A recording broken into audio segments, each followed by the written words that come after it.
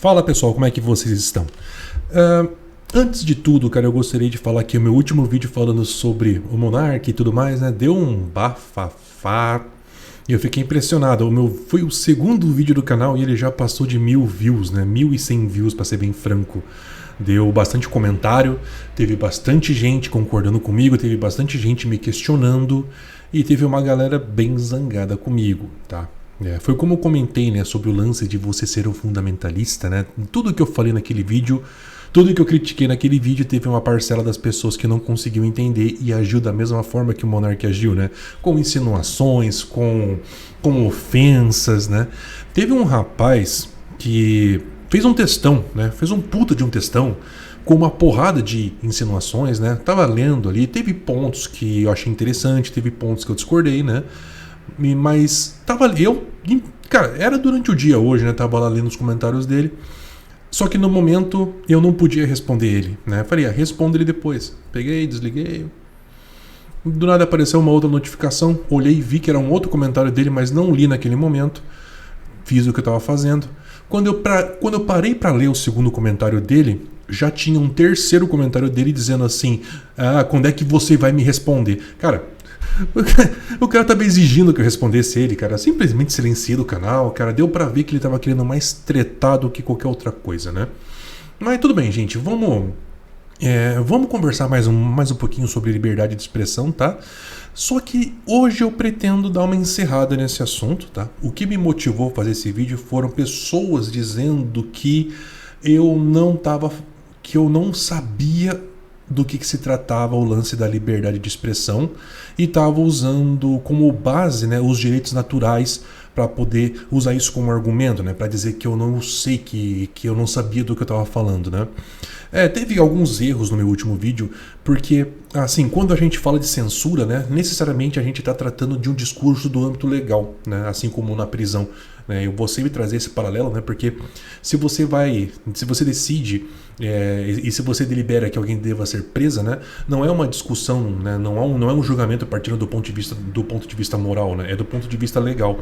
E é por causa disso que a prisão e a censura, se a gente fala assim, que se alguém merece ser... Se alguém merece ou não ser censurado ou preso, é a partir do ponto de vista legal, gente, tá? E é por causa disso que eu falei muito de texto de lei. Aí teve muitas pessoas que começaram a insinuar dizendo que eu acreditava somente na lei. Isso foi uma insinuação baseado num pensamento dicotômico, tá? Por que é tão comum as pessoas pensarem de forma dicotômica, né? Ou é isso ou aquilo. Ou é um preto, ou é um branco, ou é um alto, ou é um baixo. Por que existe essa tendência? Porque, evolutivamente falando, né, desde que nós somos seres bípedes, né, a gente só consegue segurar uma coisa de cada vez nas mãos, né? Então, o máximo que a gente conseguia fazer desde muito tempo atrás é comparar uma coisa ou outra. É por causa disso que o default do nosso cérebro é sempre fazer comparações de 2 em 2. E mesmo que a gente vá analisar mais de 2, né, por exemplo, temos 3 objetos aqui. Vamos fazer uma análise desses 3 objetos. A tendência é a gente comparar um com o outro e depois com o outro, sempre de 2 em 2, né? Então, na verdade, quem pensa somente de forma dicotômica, na verdade, não se sobressai muito do que é considerado mediano ou medíocre, por assim dizer, né? Mas ok, o fato de eu questionar certas coisas da liberdade de expressão não quer dizer que eu acredite em leis, né? Primeiro que o ato de acreditar denota fé e eu não preciso acreditar em fé, em Deus, nas leis, eu não preciso acreditar nelas, elas estão lá, o texto está lá, eu posso ler se eu quiser. O negócio é que é o seguinte, como dito no vídeo anterior, eu evito ao máximo não me comportar como um fundamentalista, sabe? Então eu li sobre os direitos naturais, eu li sobre os direitos fundamentais, eu li sobre os direitos humanos.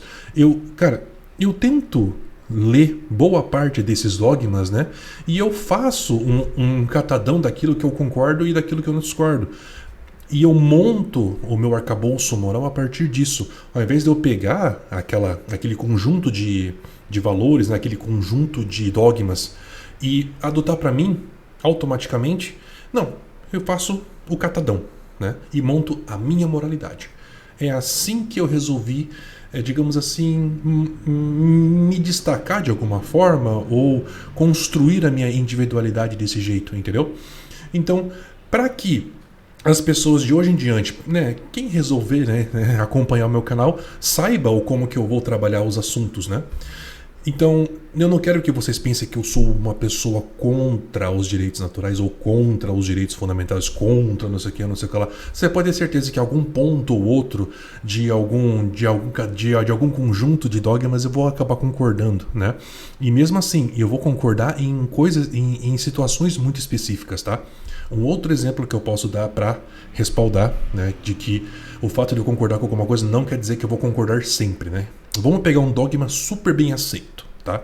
Que é água é vida, né? Todo mundo já ouviu isso, a própria comunidade científica, né, usa esse dogma, por assim dizer, né, para achar vida em outros planetas, né, com o objetivo de achar vida em outros planetas, porque se não houver água em um meio ambiente, a possibilidade de existir vida é nula.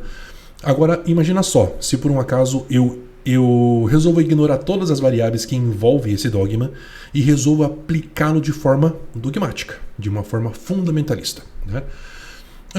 Imagina só, um médico, ele simplesmente esquece tudo que ele aprendeu no curso de medicina e resolve tratar todo mundo com água, porque água é vida, né? Ele só vai salvar quem está morrendo de sede, né? Lembra da analogia do relógio? Se você tem a mesma resposta, a mesma resposta para a pergunta que horas são, você tem apenas duas possibilidades de acertar durante as 24 horas. O resto, ou você vai se aproximar, o resto você vai errar. Esse é o que é o negócio de você aplicar um dogma sem contexto. É assim que eu penso, gente. Muita gente pode me chamar de empirista por conta disso, mas não. O empirismo também é um outro conjunto de valores e que tem coisas que eu concordo e tem coisas que eu discordo, tá? Eu, particularmente, se fosse tentar me rotular, eu não consigo me rotular. Eu não consigo...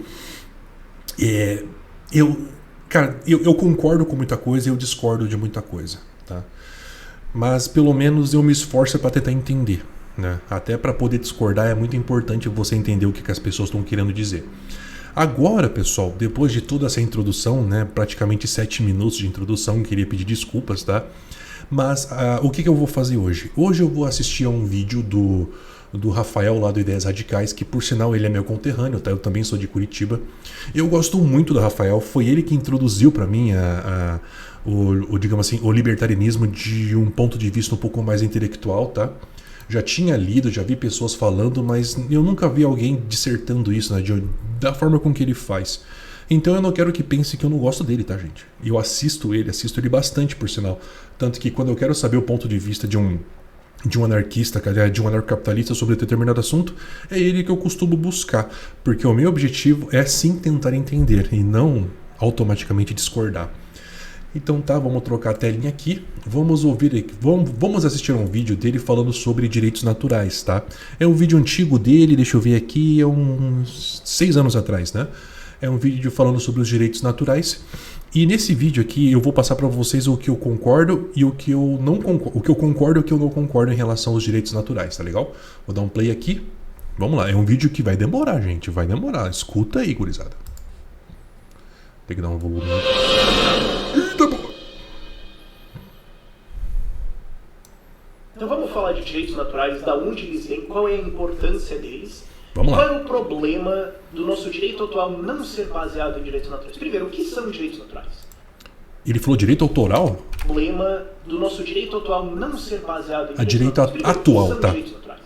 São coisas que você tem por virtude da sua humanidade. Pelo fato que você meramente existe, suas propriedades como você é um ser humano. Se eu pergunto pra você...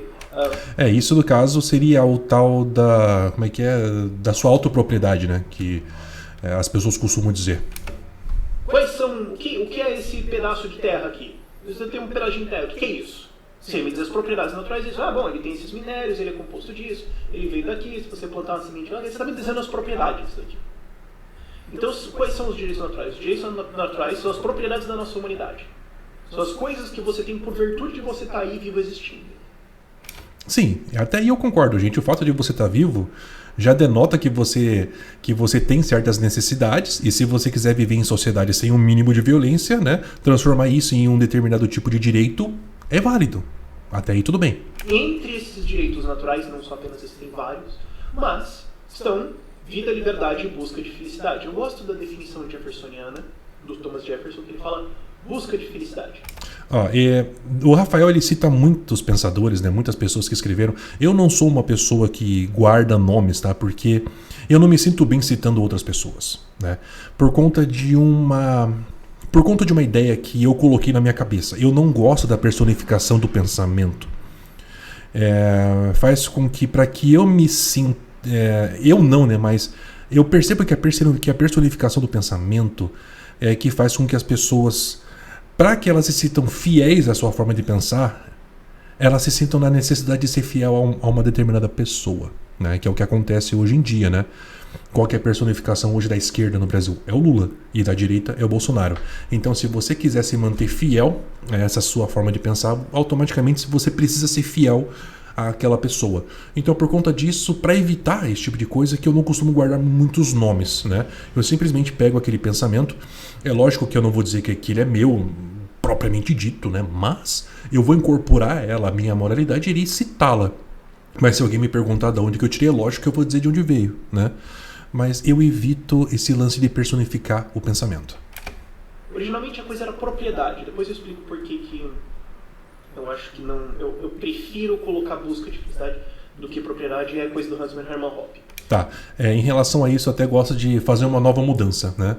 Não é nem propriedade nem busca de felicidade. Eu gosto de citar a busca da autorrealização e do sucesso, né? Porque a felicidade não é uma coisa que você conquista. A felicidade e a tristeza, né?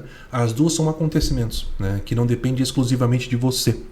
Então, se não depende exclusivamente de você, não é nosso dever, não é nosso dever, não é possível a gente conquistar, né?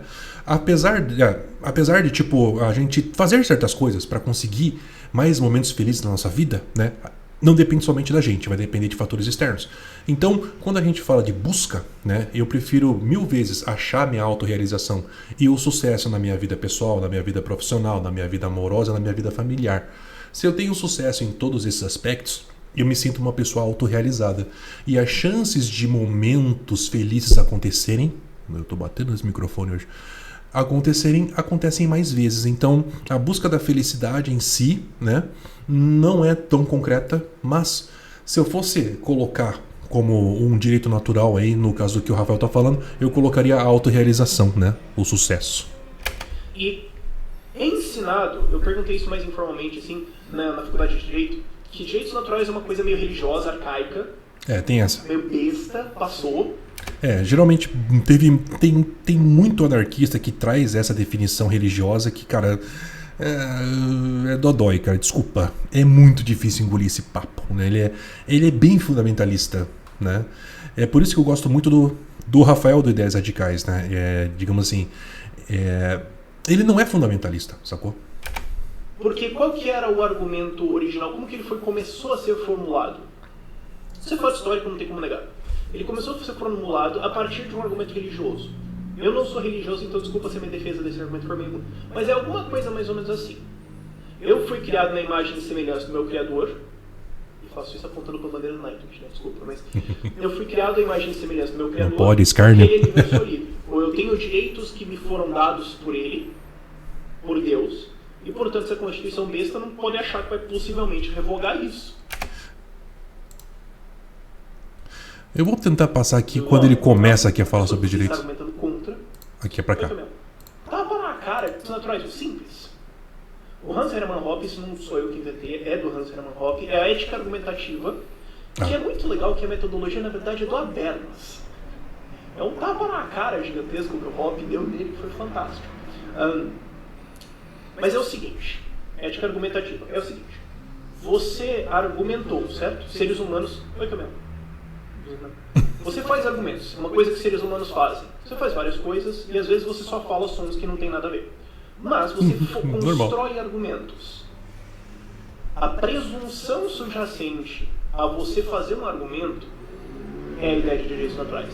Não tem como possivelmente você construir um argumento contra direitos naturais, porque ao argumentar você os usa e presume que o outro, a pessoa que você está argumentando contra, também tem esses direitos. Bom, essa parte aqui, por enquanto, tá tudo bem, né? O fato de ser da nossa autopropriedade, por assim dizer, né? Pensar, falar, né? E formar sínteses, né? Criar, ser criativo também, né? Então acaba sendo um direito natural nosso a liberdade de expressão, por exemplo, né? Até tudo bem, eu concordo. Eu não sou contra a liberdade de expressão, tá, gente? Eu só penso que determinadas coisas precisam ser, digamos assim, eu não digo que não deveriam ser ditas, mas eu acho que tem momentos corretos para se dizer. Exemplo, o Stefano Molyneux tem um vídeo muito velho em que ele fala assim: digamos que eu mando uma carta para você e essa carta está escrito: o correio não funciona e você não está lendo essa carta. Evidentemente está errado, porque a carta chegou para você e você está lendo a carta. Então, peraí. Aí é um paradoxo, né? Foda. Oi. Não, está errado. O que está escrito ali está errado. Então, tem um argumento lá, e o mero fato de que aquele argumento existe e você está lendo ele, refuta ele. Você não precisa nem responder, você só dá risada e joga fora. Então, digamos que eu queira propor. Direitos naturais são a ideia de propriedades inatas que os seres humanos têm. E eu quero argumentar que o ser humano não tem vida. Bom, mas então como é que você... O problema desses exemplos que ele está dando, eles são meio óbvios, né? Como se fosse um questionamento mega ultra profundo, sendo que na verdade eles são bem óbvios, né? Por exemplo, eu sou contra você ao direito de você falar, e você está expressando isso falando, eu acho que a vida não é um direito natural, ué? E você está falando isso como, sendo que você está vivo? Tipo, são exemplos que são óbvios demais. E é por causa disso que eu acho que nesse momento o Rafael está sendo um pouquinho leviano. Ele podia estar trazendo exemplos que cabem uma discussão um pouco melhor. Você pode até comentar que ele pode estar falando para uma pessoa que está sendo introduzida ao assunto. Show, né? Talvez eu tivesse procurado um vídeo mais aprofundado, por assim dizer, né? Só que esses exemplos que ele está falando aqui não são muito bons, principalmente para quem já é ANCAP, né? São bem óbvios. Está aqui fazendo esse argumento. Certo? Se você quer, o Rothbard ele fala isso no artigo da Liberdade, se você discorda disso, você pode bem fazer um favor à humanidade e cair morto. Aí você estaria provando o seu argumento. Talvez, não, você vai morrer e não vai fazer um argumento. Então aí a gente ri da tua cara e vai embora. Próximo, vamos dizer que você tenta fazer um argumento. Tá, vamos ver o próximo. Seres humanos não têm direito natural à liberdade. É o que eu acabei de falar. Esse argumento. Vamos passar.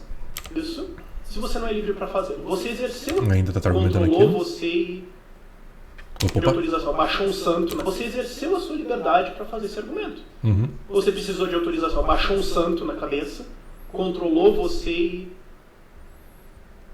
Não dá. Ele é ateu, né, gente? Acho que o Rafael é ateu.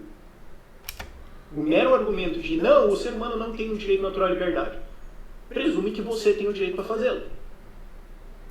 Terceira tentativa. Não, o ser humano não busca a felicidade, não é isso que ele faz. Por que você fez esse argumento, meu amigo? Você não ficaria super feliz se você tivesse certo? Eu acho que uma outra expressão que seria melhor do que a busca da felicidade, né, seria a busca do prazer, na verdade, né? Porque isso está diretamente relacionado ao que a gente chama de reforço positivo, né? O reforço positivo, ele é feito com a sensação de prazer, né? E quando eu falo prazer, não é aquele prazer conjugal, né? Existem vários tipos de prazeres, né? Mas a felicidade, ela é um prazer, por assim dizer, né? Então, é que soa meio malicioso, né? Eu acho que para discussão acadêmica não cabe muito bem, né? Até entendo por que esses termos são usados, mas eu acho que descreve melhor o prazer. Você não está debatendo isso. Se você fala, não, eu quero argumentar que o ser humano busca o sofrimento. Não, mas gente... Não, muita gente pode até falar, mas tem gente que sente o prazer no sofrimento, sim.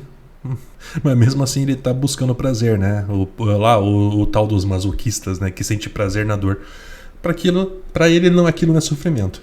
Para mostrar isso, eu vou deliberadamente esmerdalhar minha vida inteira, estragar tudo e sofrer ela inteira, só para provar que você está errado. Mas se você...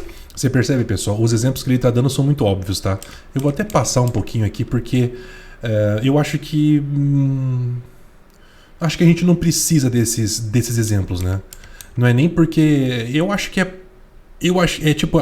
o meu objetivo aqui não é subestimar a inteligência de ninguém, tá? Pelo amor de Deus. O corpo nem os outros são o dele. Olá. Não tenho autopropriedade, eu não dele. Não, você é dono do seu corpo, você é exclusivo controlador do seu corpo e o resultado das ações dele. Ele fala que é um direito natural também você ter o controle do seu corpo. Ok, vamos lá. Aí você quer dizer, não, eu não sou. Eu não sou dono do meu corpo, eu não tenho autopropriedade, eu não sou o exclusivo controlador do meu corpo, nem os outros são o deles. Então, com que corpo, meu amigo, você construiu esse argumento? Tá, isso aqui já cai numa discussão. Nós não temos total controle do nosso corpo, né? Nesse exato momento, eu estou controlando a minha voz, estou controlando a minha respiração, mas tem muitas funções do nosso corpo que não é a gente que controla de forma consciente. Os batimentos cardíacos, o sistema digestivo, toda a parte de hormônios do nosso corpo, não é a gente que pensa, tem que liberar uma endorfina, aí eu tenho que liberar cortisol, aí eu tenho que liberar não sei o que, aí eu tenho que aumentar meu batimento cardíaco. E tem muita coisa que a gente tem controle parcial, como a nossa respiração e as piscadas dos olhos. E, por exemplo, quando alguém chega pra você e faz pum, aquele pulo que você dá, aquilo não foi feito de forma proposital. Então, dizer que a gente não tem controle total do corpo não é uma coisa errada. Se você não é o exclusivo, você fez uma votação? Você foi no Ministério do Argumento pedir uma autorização governamental para fazer o seu uso? Tá vendo como eu sou um pouco sensacionalista, né? Você não precisa fazer isso, cara. É como se fosse uma coisa muito difícil discordar de mim, sabe? Sei lá, eu acho que ele exagerou um pouquinho. Não, você falou, não, eu vou usar o meu corpo para dizer que eu não controlo. Sim, eu estou usando o meu corpo para dizer que eu não controlo. Desculpa, isso é um argumento autorrefutado, você aponta e ri, essa é a refutação. Não precisa fazer isso, Rafa. Você pode simplesmente refutar. Você não precisa rir. Você não precisa debochar das pessoas, né? É complicado, gente. Não precisa fazer isso. E por que o problema surge na organização do direito de como ele é organizado hoje? Hoje o direito, a nossa Constituição brasileira, ela nega direitos naturais, quero saber disso, e usa positivismo. O que é positivismo? O que o legislador disser que é lei e está certo e você tem que obedecer. Não, né? Não. Assim, basicamente a nossa Constituição, ela é positivista, né? Basicamente da segunda geração do que a galera chama de direitos fundamentais, né? Só que assim, dentre os direitos fundamentais e os direitos naturais, eu tendo a concordar um pouco mais com os direitos fundamentais. Por quê? Porque os direitos fundamentais, ele se adapta à medida que a civilização vai, digamos assim, vai mudando, à medida que os valores humanos também vão mudando, as novas necessidades, novas tendências, novas formas de se fazer as coisas vão mudando. Os direitos fundamentais também vão mudando, tanto que já existem não sei quantas gerações eu acho que eu li até a 5ª geração de direitos fundamentais. Mas eu sei que a nossa Constituição hoje, né, que os direitos fundamentais é o que seria mais ou menos os direitos humanos aplicados a um contexto de uma população, por assim dizer, né? Tanto que os direitos fundamentais aqui do Brasil e os direitos fundamentais de um país oriental, de um país lá do Oriente Médio e tudo mais, eles tendem a mudar, né? Então, ele é mais adaptativo, ele é mais analítico, ele não é tão propositivo assim como o Rafa tá falando, né? O cara mandou, não sei o que lá, é aquele negócio, já taxa como ditador, entendeu?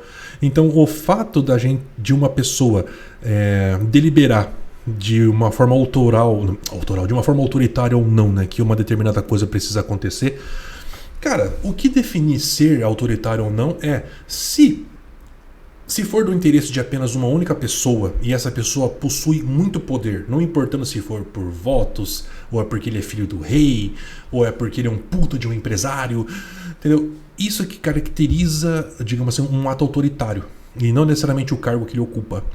Então, se o presidente do Brasil resolve aprovar leis que, digamos assim, tem como respaldo os direitos naturais,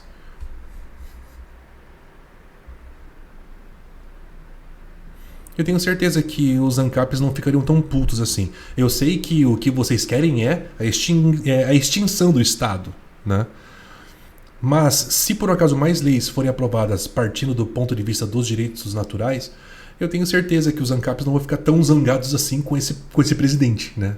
Com essa figura do poder executivo, né? Então, basicamente é isso, pessoal. Se alguém determina alguma coisa como lei, né, como crime ou alguma coisa, isso geralmente é discutido. Primeiro, verifica-se a constitucionalidade, né, que no caso são os direitos fundamentais. Depois verifica-se a legalidade, para ver se essa lei não infringe leis anteriores. Depois se discute a moralidade. Agora, qual conjunto de dogmas, qual conjunto de regras, de qual moralidade vai ser usada? Pode ser os direitos naturais, pode ser os direitos fundamentais, pode ser os direitos humanos. Cabe a discussão. Depois disso, depois que sancionado vira lei, aí é taxativo, tem que obedecer. Tá? Agora, obedecendo isso, vai gerar coisas positivas ou negativas? Sacou? Eis a questão. É por isso que eu acho precipitado por parte do Rafael simplesmente falar: ah, o cara mandou lá, não sei o que, não sei o que lá, autoritário é ditador, sabe? Não é assim. Então digamos então que o legislador resolve revogar Marte. Revogamos, Marte não existe, foda-se. Tá abolido. Tá vendo? Esse que é o negócio. Ele simplesmente desconsidera a motivação e finalidade. Só o fato de ser uma canetada já é algo ruim. Ou seja, não só a demonização, né?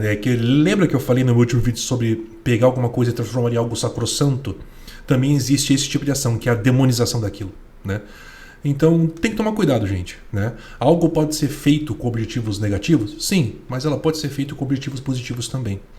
É por isso que é importante você analisar de forma empírica, né? Ó, o empirista aí. E tem que observar de forma empírica para que você não age de forma injusta ou menos desproporcional, tá? Bom, então a gente vai dar uma risada gigantesca do parlamento e ir embora. Ou você só vai embora, não precisa dar risada. Não há necessário um deboche, né? Isso já demonstra traços de arrogância, entendeu? Isso é uma coisa que eu adoro que o juiz Andrew Napolitano ele cita.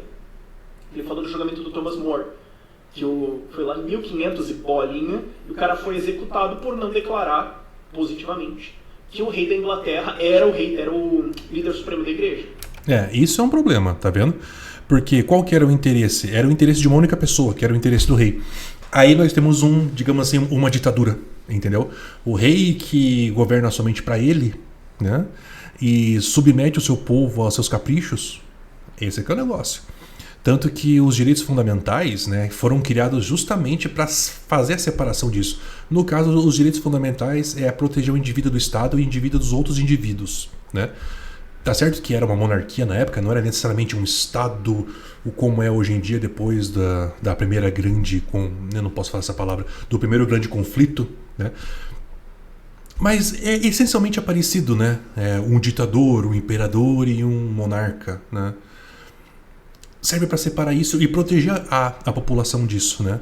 Tanto que os direitos naturais, né, como o direito à vida, liberdade e propriedade, né, que seria uma descrição um pouco mais antiga, mas igualmente válida, na minha opinião, também consta na primeira geração dos direitos fundamentais. Ou seja, esses valores, eles não são de propriedade dos direitos naturais.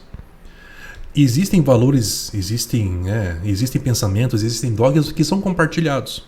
É por isso que você pode muito bem ser a favor da liberdade e não necessariamente ser um ANCAP, entendeu? Ou ser um liberal.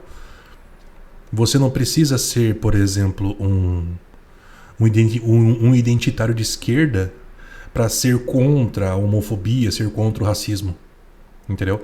É por isso que eu acho muito mais interessante a visão empírica e pegando os valores e montar a sua própria moralidade do que pegar um manual pronto e usar aquilo de forma dogmática. Você constrói o seu da forma que você achar melhor, né? E você não precisa ficar passando pano para aquilo que talvez você não concorde caso você pegue o conjunto todo, né? E ficar passando pano para uma determinada pessoa só porque ela se tornou a personificação daquele conjunto de ideais, né? Essa é a parada. E é o porquê eu penso, tá, gente?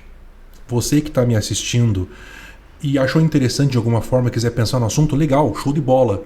Mas se você resolver discordar de mim e continuar sendo ANCAP, por exemplo, show de bola também. Eu particularmente não vou fazer nada para impedi-lo, tá? Foi o Henrique VIII que declarou que ele era o líder supremo da igreja. Thomas More disse, não, é o Papa. A Bíblia diz isso. Ah, não, mas o parlamento promulgou que o rei é E daí na defesa dele... Que não é muito diferente do que acontece hoje em dia, né? Pessoas lutando pela hegemonia de poder. Thomas More argumentou. 1500, tá? Ele falou, algumas pessoas argumentam que a Terra é redonda e outras que ela é chata. Mas se ela for chata, o parlamento pode passar uma lei ordenando que seja redonda? E se for redonda?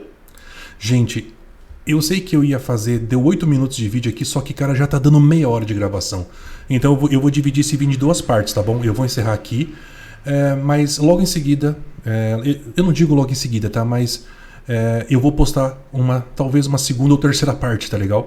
Mas eu pretendo ser bem detalhista aqui, tá, gente? Porque eu não quero que as pessoas fiquem insinuando coisas sobre mim, tá, gente? Tá? Entendam a minha linha de pensamento, tá? Deixa eu trocar aqui. Entendam o que me motiva a pensar. Entenda quais são os meios que eu uso para que vocês não precisem ficar forçando consequências, né? Acho que a gente não precisa conflitar, né? Mas é isso. Tchau, tchau, gente.